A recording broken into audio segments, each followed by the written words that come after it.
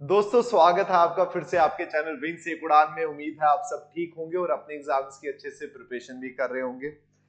जेकेपीएसआई की रीजनिंग की revision series हमने स्टार्ट की है, जिसमें हमने नया चैप्टर स्टार्ट किया हुआ डाइस। लास्ट लेक्चर हमने डाइस का कंप्लीट किया। जो भी स्टूडेंट्स अगर फर्स्ट टाइम इस वीडियो को देख रहे हैं तो आप विंग से एक उड़ान में जाकर प्लेलिस्ट में चेक कर सकते हैं रिवीजन सीरीज रीजनिंग की, और जो प्रीवियस जितने भी टॉपिक्स हमने कंप्लीट किए हैं वो भी आप वहां पर जाकर देख सकते हैं। ठीक है जी। आज हम स्टार्ट करेंगे लेक्चर 2 डाइस का, और कोशिश करेंगे इसी लेक्चर में सारा कंक्लूड कर देंगे। जितने भी कंसेप्ट्स हैं इसी लेक्चर में आपको कंप्लीट करवा देंगे। ठीक है जी, चलिए स्टार्ट करते हैं। क्वेश्चन नंबर 1, चलिए। 3 different positions of a single dice are given, then what should come in place of question mark? कह रहे हैं, अब हमने लास्ट लेक्चर में क्या पढ़ा था कि जब आपके पास सिंगल डाइस होगी या फिर एक डाइस की सिंगल पोजीशन होगी तब उस क्वेश्चन को कैसे आपने सॉल्व करना है। जब एक डाइस की दो पोजीशंस आपके पास गिवन होंगी तब उसको कैसे सॉल्व करना है, और तीन होंगी कैसे। वन कॉमन फेस भी हमने सॉल्व किया, टू कॉमन फेस भी सॉल्व किया हमने। आज हम ये कुछ अलग टाइप के क्वेश्चंस हैं जिनको सॉल्व करना है हमने। ठीक है, अब देखिए, और साथ में हमने ये भी चीज पढ़ी थी, कभी भी दो अपोजिट फेसेस एक साथ ना कभी दिखेंगे आपको, ना ही एक साथ कभी भी हिडन होंगे। मतलब क्योंकि डायरेक्टली कि भाई ये जो सामने वाले तीन फेसेस होते हैं, जो विजिबल फेसेस है, ये तीनों के तीनों आपस में एडजेसेंट होते हैं। क्या होते हैं ये? एडजेसेंट होते हैं। और जो हिडन फेसेस होते हैं, हमारे हिडन फेसेस कितने होते हैं? तीन। टोटल फेसेस 6 होते हैं। तीन होते हैं हमारे विजिबल फेसेस और तीन होते हैं हमारे हिडन फेसेस। विजिबल फेसेस वो जो आपको दिख रहे होते हैं, और हिडन फेसेस वो जो आपको दिख नहीं रहे होते हैं। और जो दिख रहे होते हैं फेसेस ये आपस में एडजेसेंट होते हैं, और जो हिडन फेसेस होते हैं वो आपस में एडजेसेंट होते हैं। तो इससे क्या बनता है कि भाई two opposite faces can never be seen together, can never be hidden together. एक साथ ना ही दिख सकते हैं ना ही एक साथ वो छिप सकते हैं। ठीक है जी, चलिए जी अब सॉल्व करते हैं। इस क्वेश्चन मार्क में क्या है ये आपने बताना। अब देखिए, सबसे पहले इन दोनों डाइस को अगर चेक करोगे, इन दोनों डाइस में वन कॉमन फेस है, और वन कॉमन फेस से आप बता सकते हैं कि भाई किस फेस के ऑपोजिट कौन सा फेस है। ये आ गया 3 2 और 4, क्लॉकवाइज चलना आपने, 3 2 4 और 3 5 1, 3 5 और ये आ गया जी बेटा 1। और जो बचा हुआ फेस वो किसके ऑपोजिट? 3 के ऑपोजिट। अब मुझे बताइए, अब ऑप्शन से सिलेक्ट करते हैं, मुझे बताइए कि आप इस क्वेश्चन मार्क की जगह 2 यहां पे आप प्लेस कर सकते हैं या नहीं कर सकते, ये बताइए। अगर आप ध्यान से देखेंगे तो भाई 2 के ऑपोजिट कौन सा, यहां पे हमने फाइंड आउट कर लिया कि 2 के ऑपोजिट कौन सा फेस है? 5। तो मुझे बताइए क्या 2 के ऑपोजिट कोई यहाँ पे 5 है? नहीं है। इसका मतलब मैं 2 को यहाँ पे प्लेस कर सकता हूं, तो यहाँ पे होल्ड करते हैं इसको। अब 3, मुझे बताइए यहाँ पे मैं 3 को प्लेस कर सकता हूँ क्वेश्चन मार्क की जगह? नहीं। क्यों नहीं? क्योंकि 3 और 6 हमारे अकॉर्डिंगली, इन दोनों डाइसिस के अकॉर्डिंगली 3 और 6 क्या है? ऑपोजिट है। और अगर मैंने यहाँ पे 3 को प्लेस किया, 3 और 6 क्या हो जाएंगे? एडजेसेंट हो जाएंगे। बट एक्चुअल में देखा जाए तो 3 और 6 क्या है? ऑपोजिट है। इसलिए मैं यहाँ पे 3 को प्लेस नहीं कर सकता, तो ये एलिमिनेट हो गया। अब आ जाइए नेक्स्ट, क्या इस पोजीशन में मैं 4 को प्लेस कर सकता हूं? कहां पे? इस क्वेश्चन मार्क की जगह क्या मैं 4 को प्लेस कर सकता हूं? ये देखिए बस, अगर मैंने यहाँ पे 4 को प्लेस किया तो हमें पता है 4 और 1 ऑपोजिट है, बट अगर जब मैं यहाँ पे 4 को रखूंगा ये दोनों एडजेसेंट हो जाएंगे। इसका मतलब मैं यहाँ पे 4 को भी प्लेस नहीं कर सकता, तो ऑप्शन सी भी एलिमिनेट हो गया। बचा कौन सा? Option D. डी की अगर मैं बात करूं, यहाँ पे मैंने अगर 5 को प्लेस किया, 5 और 2 दोनों आपस में ऑपोजिट है, तो यहाँ पे 2 नहीं है। अब बात आ जाती है कि यहाँ पे आप 2 को प्लेस करोगे या 5 को प्लेस करोगे, इन दोनों में से आपको चेक करना है। अब चेक कैसे करोगे? ध्यान से ये देखो। अब देखिए ये 5 है। अब जब आपको ये चेक करना है, चेक कैसे? कभी कभार क्या होगा, कुछ क्वेश्चंस में 3 ऑप्शन आपके डायरेक्टली एलिमिनेट हो जाएंगे, तो एक ही बचेगा, वही आंसर होगा। बट इस क्वेश्चन में क्या है कि आपके दोनों ऑप्शंस, दो ऑप्शंस ऐसे हैं जिनकी पॉसिबिलिटी बनती है कि इस क्वेश्चन मार्क की जगह वो रिप्लेस करके आ सकते हैं। ठीक है, तो आप दोनों को चेक कैसे करना है ये देखिए ध्यान से। मान लीजिए मैंने यहाँ पे 5 रख लिया, मान लीजिए मैंने यहाँ पे 5 रख लिया। अगर मैं 5 रख लेता हूं, अब मुझे बताइए ये जो तीनों डाइस है, ये तीनों डाइस अलग अलग डाइस थोड़ी है, ये डाइस एक है। उस एक डाइस की ये 3 पोजीशंस हैं अलग अलग। इसका मतलब ये हुआ कि अगर इन दोनों डाइसिस के ऑपोजिट सेम है, जो सॉरी इन दोनों डाइसिस के ऑपोजिट जो होंगे वही ऑपोजिट इस डाइस के भी होंगे, मतलब इन तीनों डाइसिस के ऑपोजिट सेम होंगे। अब मैं एक काम करता हूं, थर्ड डाइस और सेकंड डाइस को मैं क्या कर लेता हूं? कंपेयर कर लेता हूं। थर्ड डाइस और सेकंड डाइस को क्या कर लेता हूं मैं, कंपेयर कर लेता हूं। और जब मैं थर्ड और सेकंड डाइस को कंपेयर करूंगा तो आपको यहाँ पे दिखेगा टू कॉमन फेस। कौन सा? 5 और 1, 5 और 1, टू कॉमन फेस दिखेगा।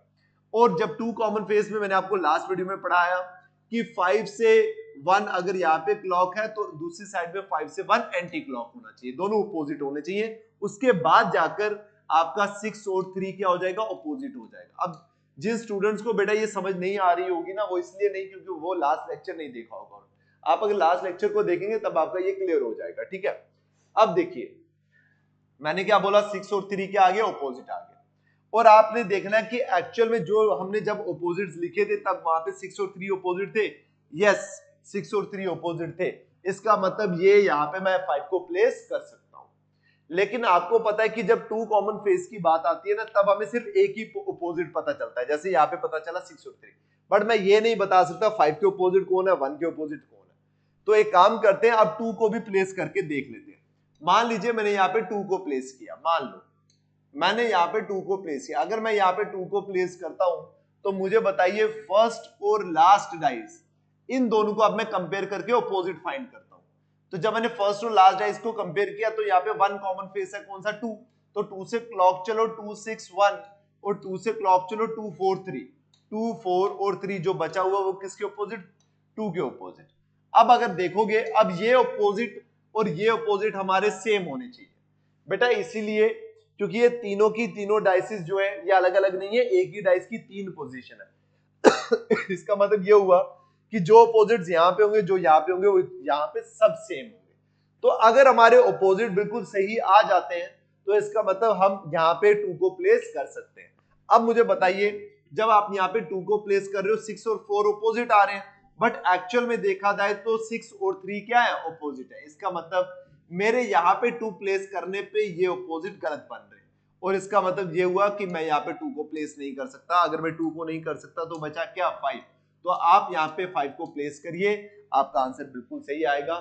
जैसे ही आप 5 को प्लेस करोगे बेटा, तब आपको 1 कॉमन वाला कोई ऑप्शन नहीं बचेगा, क्योंकि इसको कंपेयर करोगे, नो कॉमन फेस है। तो आपके पास एक ही ऑप्शन बचता है इस डाइस को और इस डाइस को कंपेयर करने का। जब इन दोनों डाइस को कंपेयर करोगे 2 कॉमन फेस आएगा, 5 1 5 1, ठीक है। और बचे हुए फेसेस क्या है, अपोजिट हो। तो इन दोनों 5 को प्लेस करने पे आपको एक ही अपोजिट पता चल रहा है, बट आपने मानकर चलना है कि बाकी सारे अपोजिट्स भी क्या होंगे, सेम। अदरवाइज 2 पे रखने पे तो वैसे भी हमारे अपोजिट गलत आ रहे हैं। तो कौन सा आ जाएगा, option 2 is the correct answer, ठीक है। आई होप आपको ये ना लगा हो कि बहुत ज्यादा कुछ हो गया, मिक्स हो गया, समझ आया हो, उम्मीद है मुझे ये, ठीक है। अब आ जाइए यहाँ पे, ये बेटा शायद मुझे लग रहा है 4 है, 4 है ये, 4। चलिए अब बेटा ये वापस आ गया क्वेश्चन। अब देखिए यहाँ पे ध्यान से, सेम क्वेश्चन है, एक ही डाइस की 3 पोजीशंस हैं, डिफरेंट 3 डिफरेंट आपको पोजीशंस दी हुई हैं। आपने क्या करना है, इसमें आपको फाइंड आउट करना है क्वेश्चन मार्क में क्या होगा। बेटा इन दोनों में 1 कॉमन फेस है, यस, 2 और 2। तो चलिए 2 6 1 और 2 5 और 3, जो बचा हुआ फेस वो किसके अपोजिट, 2 के अपोजिट, ठीक है जी। अब मुझे बताइए क्या आप यहाँ पे 4 को प्लेस कर सकते हो, नहीं, क्योंकि 4 ऑलरेडी है, ऑप्शन ए एलिमेंट। क्या आप यहाँ पे 2 को प्लेस कर सकते हो, नहीं। जब आप यहाँ पे 2 को प्लेस करोगे, एक्चुअल में 2 और 4 अपोजिट है, लेकिन आप अगर यहाँ पे 2 को प्लेस करोगे ये दोनों एडजेसेंट बन जाएंगे। इसका मतलब आप 2 को यहाँ पे प्लेस नहीं कर सकते, तो ये भी आपका एलिमिनेट हो गया। 5, मुझे बताइए आप यहाँ पे 5 को प्लेस कर सकते हो, 5 को प्लेस कर सकते हो, यस, क्योंकि 5 का अपोजिट 6 है और यहाँ पे 6 नहीं है। और आप 6 को प्लेस कर सकते हो, यस, 6 को अगर यहाँ पे प्लेस करोगे तो 5 इसका अपोजिट है, इन दोनों में से 5 कोई भी नहीं है। इसका मतलब ये हुआ कि आप दोनों के दोनों प्लेस कर सकते हो। अब आपको चेक करना है, मान लीजिए अगर मैंने यहाँ पे 5 रख लिया, मान लो मैंने यहाँ पे 5 को प्लेस कर लिया। अगर मैं यहाँ पे 5 को प्लेस करता हूं तो मुझे बताइए इन दोनों में, मुझे बताइए इन दोनों में कौन सा 2 कॉमन फेस आएगा, कौन सा आ जाएगा जी, 2 कॉमन फेस। और वो कौन सा, 5 और 3, 5 और 3, 5 से 3 क्लॉक और 5 से 3 एंटी क्लॉक। इसका मतलब 2 और 4 आपस में क्या हो जाएंगे, अपोजिट हो जाएंगे, आपस में अपोजिट हो गए। और एक्चुअल में देखा जाए हमारी डाइस में 2 और 4 अपोजिट है। इसका मतलब मैं 5 को यहाँ पे प्लेस कर सकता हूँ। चलिए जी 5 को आप साइड पे रखते हैं, 6 को भी चेक कर लेते हैं। हालांकि हमारा 5 पे आंसर आ गया, लेकिन मैं आपके लिए यहाँ पे 6 को रखकर चेक कर रहा हूँ। अगर मैं यहाँ पे 6 को रखूंगा तो फर्स्ट और लास्ट, इन दोनों को कंपेयर कर दो। इसमें वन कॉमन फेस है, कौन सा? 6 वन कॉमन। अब 6 से क्लॉक चलिए 643 और यहाँ पे चलिए 612, ठीक है। अब यहाँ पे इन दोनों को चेक करो आप, क्या आपकी ऑपोजिट डिस्टर्ब हुए या नहीं। यस, एक्चुअल में आपकी ऑपोजिट 1 और 3 है, बट यहाँ पे क्या आ रहा है? 3 और 2 ऑपोजिट आ रहा है आपका। इसका मतलब ये हुआ, अगर आप यहाँ पे 6 को प्लेस करोगे आपके ऑपोजिट डिस्टर्ब हो जाएंगे, आप 6 को प्लेस नहीं कर सकते। आपका ऑप्शन सी आ गया बेटा 5। चलिए जी नेक्स्ट क्वेश्चन चले हम, ठीक है जी, ये आ गया जी।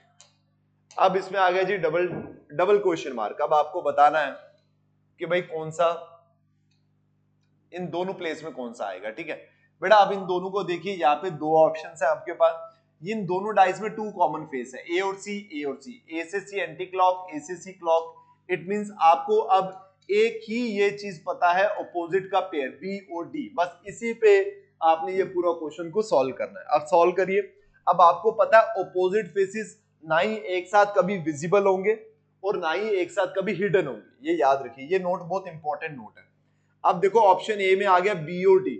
मान लीजिए मैं यहाँ पे बी प्लेस करता हूँ, यहाँ पे डी, या फिर यहाँ पे डी और यहाँ पे बी, जहां मर्जी प्लेस करो। लेकिन जहां मर्जी इन दोनों को प्लेस करूं, इन दोनों को क्या आ रहा है? एडजेसेंट आ रहा है। बट हमारे अकॉर्डिंगली ये दोनों ऑपोजिट है, तो ये एडजेसेंट नहीं हो सकते, तो ऑप्शन ए क्या हो गया? रॉन्ग। अब आ जाइए जी यहाँ पे ए और सी। ए और सी बेटा, ए नीचे रखो, सी रखो, जैसे मर्जी रखो, कोई इश्यू नहीं। लेकिन जब आप ए और सी यहाँ पे प्लेस करोगे तो मुझे बताइए बी और डी कहां जाएंगे? क्योंकि आपको जो विजिबल फेसेस है वो है ए, सी और ई, और जो ये बी और डी एक दोनों साथ क्या हो जाएंगे? ये हिडन हो जाएंगे। और आपको पता है ऑपोजिट फेसेस एक साथ में हिडन नहीं हो सकते। सेम केस यहाँ पे आएगा, ए और एफ यहाँ पे अगर प्लेस करोगे बी और डी हिडन आ जाएंगे, ये भी गलत हो गया। इसका मतलब ये हो गया कि जो भी ऑपोजिट फेसेस होते हैं ना बेटा, उनमें से एक फेस सामने आता है, विजिबल होता है, और एक हिडन होता है। जैसे यहाँ पे बी आपको दिख रहा है बट डी हिडन है, तो इसका मतलब ये हुआ कि यहाँ पे बी होगा या फिर यहाँ पे बी होगा, और अगर बी सामने होगा तो डी हिडन होगा, तो बिल्कुल बन जाएगा। इसके हिसाब से आपका आंसर आ जाएगा D. Option D is the correct answer. चलिए जी क्वेश्चन नंबर 4, क्वेश्चन नंबर 4 चले, ये आ जाइए जी इस पे। चलिए इन दोनों पे बताइए 2 कॉमन फेस, 2 और 3, 2 और 3, 2 से 3 क्लॉक और 2 से 3 एंटी क्लॉक, और 1 और 4 आपस में क्या हो गए जी? ऑपोजिट हो गए। 1 और 4 आपस में क्या हो गए बेटा? ऑपोजिट हो गए।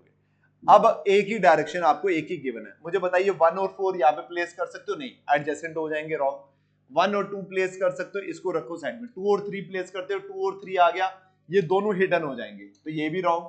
3 और 6 यहाँ पे आ गया, ये दोनों हिडन हो जाएंगे, ये भी रॉन्ग। तो बचा ऑप्शन बी। एक जो अपोजिट फेस है उसमें से एक फेस सामने आ सकता है, मतलब 1 आ गया सामने तो 4 हिडन हो सकता है, कोई मसला नहीं है, ठीक है। तो ये आपके आ गया option B is the correct answer बेटा, ठीक है, समझ आ गया। चलिए जी क्वेश्चन नंबर 5 करें अब, ठीक है जी। अब यहाँ पे आ जाइए। अब यहाँ पे देखिए इन दोनों में कौन सा 2 कॉमन फेस आ गया? ए और सी, ए और सी। ए से सी एंटी क्लॉक, ए से सी क्लॉक, इसका मतलब डी और एफ आपस में क्या है? ऑपोजिट है। डी और एफ क्या है आपस में? ऑपोजिट। अब देखिए डी और एफ अगर ऑपोजिट है, आपको पता है ई और ए, इसको छोड़ दीजिए, इस ऑप्शन को छोड़ दीजिए।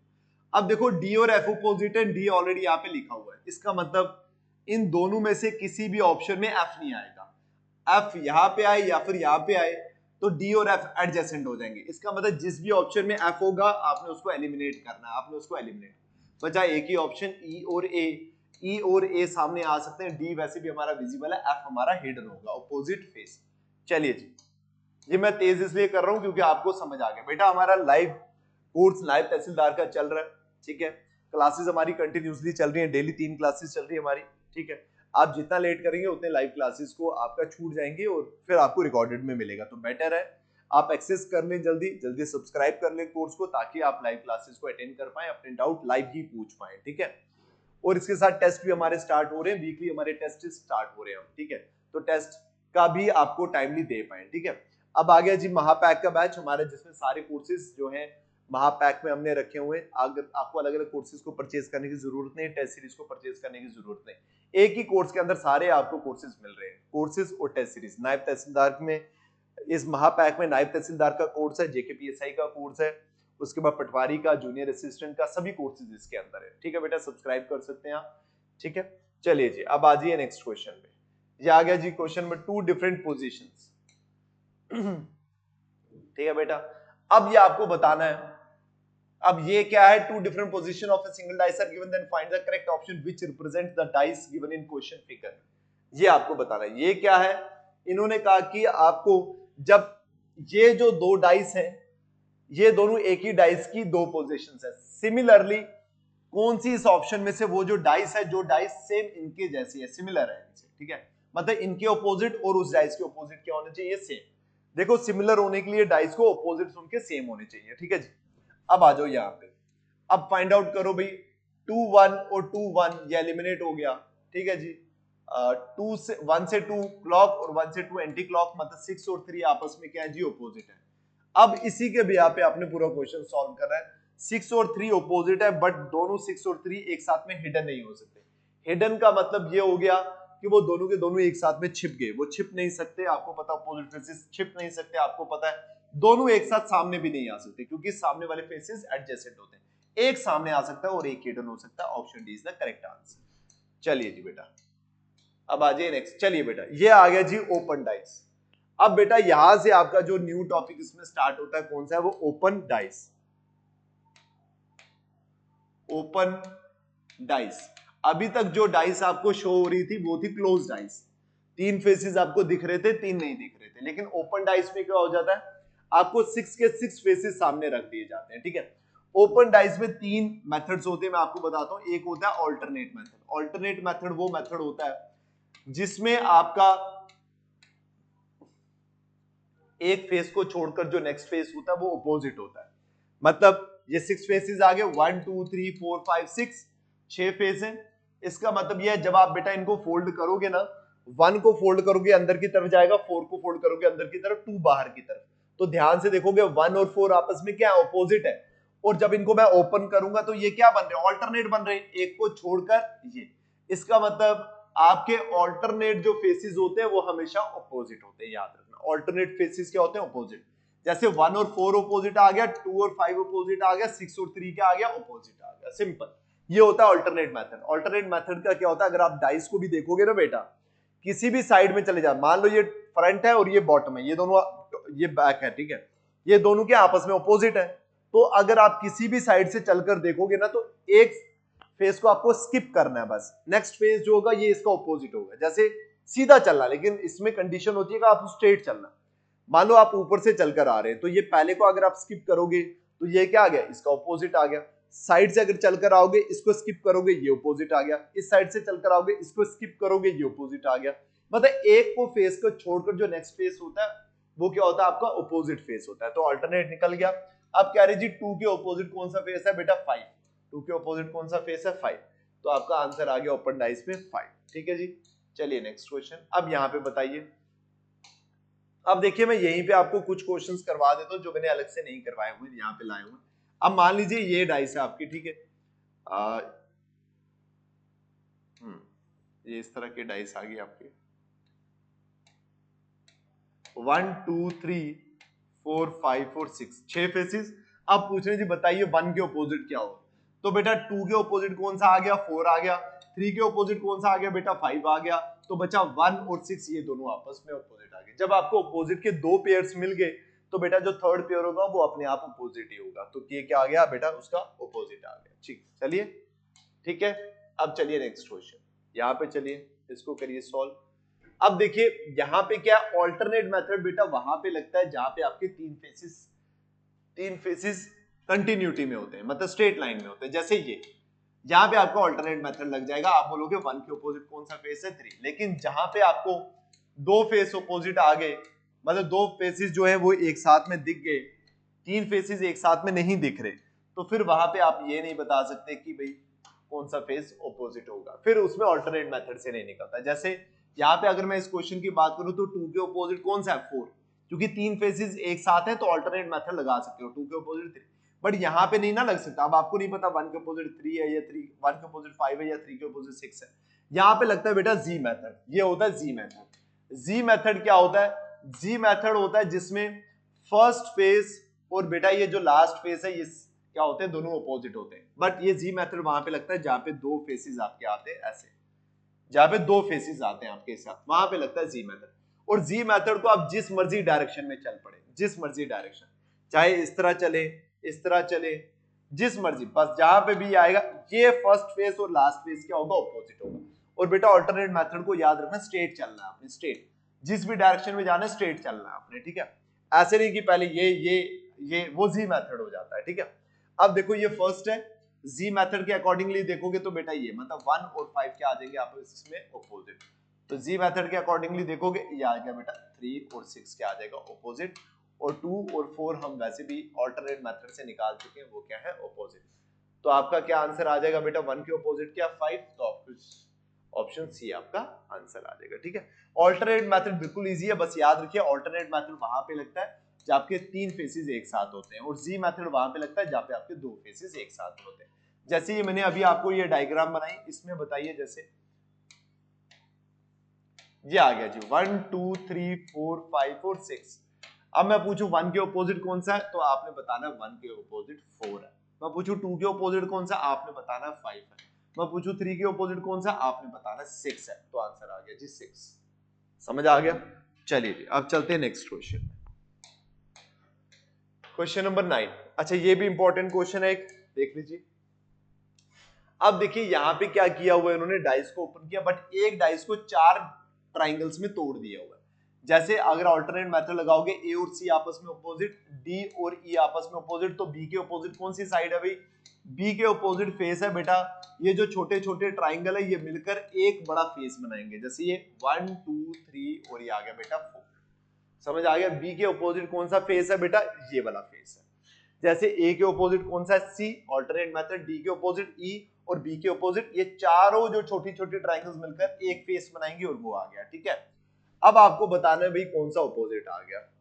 अब जब आप इस डाइस को क्लोज करोगे तो इसमें से कौन सी डाइस आपकी बनेगी, ये आपको बताना है जब भी आप क्लोज करोगे। अगर ध्यान से देखोगे तो मुझे बताइए बी और ये हमने अभी पढ़ा, बी और ये ऑपोजिट है, ये ऑपोजिट फेसेस एक साथ में कभी नहीं दिख सकते। समझ आ गया, ये हो गया एलिमिनेट। ए और सी ऑपोजिट है, ए और सी साथ में आ गया, एडजेसेंट आ गया, गलत हो गया। डी और ई, अब यहाँ पे डी का ऑपोजिट ई है, यहाँ पे शो नहीं हो रहा, सी का ऑपोजिट ए है, नहीं है, इसका भी। अब आपका फंस गए ये दोनों के दोनों ऑप्शन। अब इन दोनों ऑप्शन में से आपको एक ऑप्शन को चूज करना। अब ये ध्यान से देखना, ये बड़ा अच्छा क्वेश्चन है, ठीक है, बड़ा अच्छा क्वेश्चन है। अब इस क्वेश्चन में आपने देखना कैसे इसको सॉल्व करना। देखो बेटा अब यहाँ पे आप अगर ध्यान से देखोगे ना, इस फेस के ऑपोजिट बी है, तो ये जो इस फेस के ऑपोजिट है वो बी, वो यहाँ पे आपको दिख नहीं रहा, ठीक है। डी के ऑपोजिट कौन है, ई, वो भी यहाँ पे नहीं है। सी के ऑपोजिट ए, वो भी नहीं है, तो सेम यहाँ पे। अब ये दोनों ऑप्शंस बनते हैं। अब आपको इसको एलिमिनेट कैसे करना है वो ध्यान से देखिए, ठीक है। अब देखिए डी के साथ जो ट्राइंगल 1 जुड़ी है, ये तो हमेशा 1 ही उसके साथ रहेगा, तो डी के साथ 1, ये भी सही है। सी के साथ 2 है, तो सी के साथ 2 है, ये भी बिल्कुल सही है। चलो अब यहीं पे देखो, डी के साथ 1 है, सी के साथ 2 है, मतलब सारी चीजें बिल्कुल सेम है दोनों में। तो फिर ये इसको एलिमिनेट कौन करेगा बेटा, एलिमिनेट कौन करेगा, अब ये ध्यान से देखना बेटा। जब भी आप इस ट्राइंगल को ध्यान से देखोगे ना, इस ट्राइंगल को, इस ट्राइंगल में देखिए जो मतलब इस डाइस को, इस डाइस में जितनी भी साइड्स है ना, ये ट्राइंगल्स है 1 2 3 4। ये बेटा जब आप सामने से देखोगे ये आपको दिख रही होंगी क्लॉकवाइज, जब आप इसको सामने से देखोगे दिख रही होंगी क्लॉकवाइज, बट जैसे आप इसको फोल्ड करोगे ना और फोल्ड करके देखोगे ना बेटा, ये दिखेगी आपको एंटी क्लॉकवाइज। ये कैसे दिखेगी बेटा, एंटी क्लॉकवाइज। बस ये आप जो भी इस मतलब इन छोटी ट्राइंगल्स में कोई भी चीज लिखी हो, जो भी चीजें यहाँ पे कोई सिंबल्स हो, नंबरिंग हो, एबीसीडी जो मर्जी लिखा हो, अगर वो यहां से आपको क्लॉकवाइज दिख रहा है ना, तो आफ्टर फोल्डिंग ये आपको एंटी क्लॉक दिखेगा। क्या दिखेगा, एंटी क्लॉक दिखेगा। अगर कभी भी अगर आपको लगता है ना कि चेक करना, आप एक काम करना, घर में पेज ऐसे ही ड्रॉ करना और खुद उसको बैक साइड से देखना, आपको एंटी क्लॉक दिखेगा फोल्ड होने के बाद, ठीक है। बस ये याद रखना आपने, क्योंकि यहाँ पे प्रैक्टिकली पॉसिबल नहीं, मतलब पॉसिबल है तो सही है, मैं पेज बनाकर आपको करवा सकता हूँ, लेकिन आप अपने एंड पे ट्राई करिए। तो अभी फिलहाल मेरे पास है नहीं है, मुझे आइडिया नहीं आया कि मैं आपको करवा देता अदरवाइज। तो अदरवाइज आप अगर खुद भी चेक करोगे, या फिर हो सकता है कि मैं एक और वीडियो बनाऊंगा डाइस पे, तो फिर मैं आपको करवा दूंगा, कोई इश्यू नहीं है, ठीक है। फिर वहां पे मैं प्रैक्टिकली दिखा दूंगा आपको कि जब आप इसको क्लोज करोगे ना, क्लोज करने के बाद जो आपको ये फेसेस दिखेंगे, ये दिखेंगे एंटी क्लॉकवाइज। तो याद रखिएगा, जैसे यहाँ पे देखो 1 2 3 4 क्या क्लॉक, इसका मतलब ये नहीं है। फोल्ड करने के बाद आपको दिखना चाहिए एंटी क्लॉक, 1 2 3 और 4 एंटी क्लॉक। तो ऑप्शन डी आपका यहाँ पे क्या आ जाएगा, करेक्ट। यहां से एलिमिनेट हो जाएगा, ठीक है बेटा। अब चलिए जी क्वेश्चन नंबर 10, क्वेश्चन नंबर 10 चलिए। अब देखिए जब आप इन दोनों को फोल्ड करेंगे तो आप मुझे बताइए कौन सा एंगल आएगी, आपको ये बताना आपको। अब देखिए जब इन दोनों ट्राइंगल को आप ओपन करोगे, ये डार्क ऊपर से ऐसे फोल्ड होगी और ये नीचे से ऐसे फोल्ड होगी, ये दोनों डार्क होंगे और इसके साइड में दोनों की दोनों क्या होंगी, ब्लैक होंगे, ऐसे बनेगी। ये तो इमेज ही नहीं बनेगी, ऑप्शन फर्स्ट एलिमिनेट हो जाता है। यहां पे आ जाइए, यस ये इमेज बन सकती है और आपको पता है कि ये इमेज बन सकती है। और ए के ऑपोजिट कौन सा आएगा भाई, फेस। ए और ये दोनों आपस में ऑपोजिट है, ए और ये जो डायग्राम है ये दोनों आपस में क्या होंगे, ऑपोजिट होंगे, ठीक है। अब ऑप्शन 2 बनता हमारा। ऑप्शन 3 भी हमारा बनता है या नहीं बनता, बिल्कुल बन जाता हमारा। ए के ऑपोजिट ए एक सामने आ रही है, बन सकता है हमारा, लेकिन ये नहीं बनेगा 4, क्यों, क्योंकि यहाँ पे ए भी नहीं दिख रहा और ये डायग्राम भी नहीं दिख रही, और ऑपोजिट फेसेस एक साथ में कभी भी हिडन नहीं हो सकते। अब आपके ये कंसेप्ट बैठ जाना चाहिए। तो इसका मतलब सेकंड भी और थर्ड भी बन रही है, इसका मतलब ये क्या, सेकंड और थर्ड तो बन रही है, ओनली सेकंड। अच्छा इन्होंने इसको एलिमिनेट कर दिया, चलो ये अब इसके हिसाब से, ऑप्शन के हिसाब से देखें तो भाई ये ब्लैंक और ये ब्लैंक भी क्या है, दोनों के दोनों आपस में ऑपोजिट है। तो हो सकता है, अब हमें ये कंफर्म नहीं है ना ये दोनों ब्लैंक कौन से हैं, तो हम ये मान लेते हैं कि ये दोनों ही ब्लैंक है। तो ऑपोजिट जो ब्लैंक्स हैं एक साथ में कभी नहीं आ सकते। ऑप्शन 3 भी एलिमिनेट हो गया, बचा ऑप्शन 2। इस क्वेश्चन के अकॉर्डिंगली आंसर 2 आपका सही। समझ आ गया, ऑप्शन ए हमारा आ गया सही। अब मैंने और भी क्वेश्चंस लाए थे, बट मैं सोच रहा हूँ कि एक और वीडियो बनाऊं इस पे, तो फिर आपको उस वीडियो पे मैं आपको बाकी क्वेश्चन डाइस के कंप्लीट करवा दूंगा, ठीक है। तो बेटा पटवारी का भी हमारा लाइव बैच चल रहा है। जो भी स्टूडेंट वेट कर रहे हो, मैं हर वीडियो में ये बोलता हूँ बेटा वेट मत करो वैकेंसीज का। अगर आप वेट कर रहे हो तो आप अपने कंपटीशन को, कंपिटिटर्स को और चांस दे रहे हो कि भाई अच्छे से तैयारी कर लो, हम आराम से जागेंगे, उठकर आएंगे, फिर देखेंगे उसके बाद क्या होता है। बेटा नहीं, आप अगर वेट कर रहे हो, वेट करने का कोई भी फायदा नहीं। वैकेंसीज आए ना आए, 2 महीने 4 महीने 6 महीने जब मर्जी आए, 6 महीने बाद भी अगर वैकेंसीज आती है तो कम से कम आपकी प्रिपरेशन उस टाइम तक 80% तक हो चुकी होगी। ये मैं हर वीडियो में बार बार आपको ये बात बोल रहा हूँ। तो इसलिए इसको ये मत समझो कि भाई ये आपने कोर्सेज सेल करवा रहे, नहीं बेटा ये मत समझो। बार बार ये हमारा फर्ज है as a teacher, as a faculty, हमारा ये फर्ज बनता है कि आपको गाइड करें, बताएं कि भाई आप पढ़ना स्टार्ट करो, चाहे सेल्फ स्टडी स्टार्ट करो, कोई इशू नहीं, पढ़ना स्टार्ट करो बस, ठीक है। तो पटवारी का भी बैच चल रहा है। हमारे जो बच्चे इंटरेस्टेड है जेकेपीएसआई के फुल लेंथ मॉक टेस्ट देने के लिए, वो भी दे सकते हैं। हमारे हर संडे हमारा टेस्ट सीरीज चल रही है, हर संडे हमारा फुल मॉक टेस्ट हो रहे हैं। तो अगर आपने अभी तक इस बार भी स्टूडेंट्स ने दिए थे, तो अगर आप देना चाहते हैं तो आप रजिस्टर कर सकते हैं मॉक टेस्ट के लिए, ठीक है जी बेटा। और ये क्वेश्चंस मैं आपको करवाऊंगा नेक्स्ट टाइम। और ये बेटा एक और इंपॉर्टेंट ये इंफॉर्मेशन है कि 7 मई से हम नायब तहसीलदार को न्यू बैच स्टार्ट कर रहे हैं। इस न्यू बैच में हम तीनों के तीनों न्यू कंपोनेंट स्टार्ट करेंगे, ठीक है। तो बेटा जिस बच्चे ने भी ज्वाइन करना है वो ज्वाइन कर सकता है। 7 मई 2025 वेडनेसडे डेट आएगा बेटा, आप ज्वाइन कर सकते हैं। डेमो क्लासेस हमारी अवेलेबल है, फ्रीली अवेलेबल, फ्रीली आप आकर डेमो क्लासेस अटेंड कर सकते हो बेटा। और जेई सिविल का बैच भी, जो भी बच्चा इंटरेस्टेड है जेई सिविल के बैच के लिए, वो जेई सिविल का बैच पढ़ सकता है। 5 मई से हमारा बैच स्टार्ट हो रहा है, ऑफलाइन और ऑनलाइन दोनों के दोनों, ठीक है बेटा। तो बाकी एक और वीडियो लाऊंगा मेरे डाइस में, तो हम वहां पे पढ़ेंगे, ठीक है। तो आज के लिए बस इतना ही, मिलते हैं नेक्स्ट वीडियो में। Till then take care, bye bye, thank you so much.